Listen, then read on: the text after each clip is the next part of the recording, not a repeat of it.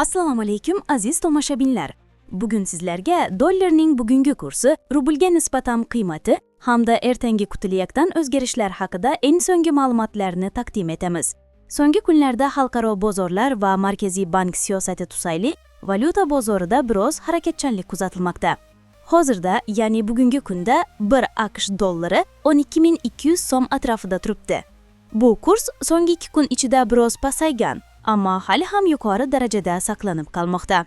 Rossiya rubli esa hozir 1 rubl 155 so'm atrofida almashinmoqda.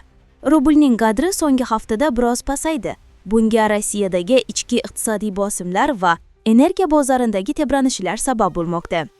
Markaziy bank hozircha dollarning tez oshib ketishiga yo'l qo'ymayapti. Asosiy maqsad ichki bozorda barqarorlikni saqlash va narxlar o'sishini jilovlash. Mutaxassislarning fikricha, import bosimi, xorijdan kelayotgan pul o'tkazmalari va oltin zaxiralari kursga bevosita ta'sir ko'rsatmoqda. So'nggi haftalarda dollar dunyo bozorida ham kuchaymoqda. Bunga AQShdagi foiz stavkalarining yuqoriligi va Yevropa iqtisodiyotidagi pasayish sabab. Bu holat O'zbekiston va Rossiya kabi davlatlarda milliy valyutaga bosim keltirmoqda. Shunga qaramay, iqtisodchilar ta'kidlashicha, O'zbekistonda eksport, oltin savdosi va ishchi migrantlardan kelayotgan pul miqdori ortib borayotgani tufayli so'mda keskin qadrsizlanish kutilmayapti. Erta tongda e'lon qilinadigan yangi rasmiy kursga ko'ra 1 dollar 12.140 so'm bilan 12.200 so'm o'rnida bo'lishi taxmin qilinmoqda.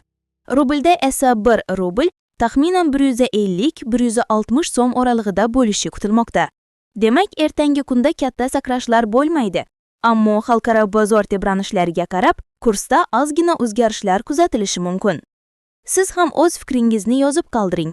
Dollarning kursi oshadimi yoki pasayadimi deb o'ylaysizmi? Yangi Zamon kanalimizga obuna bo'ling va bizni kuzatib boring.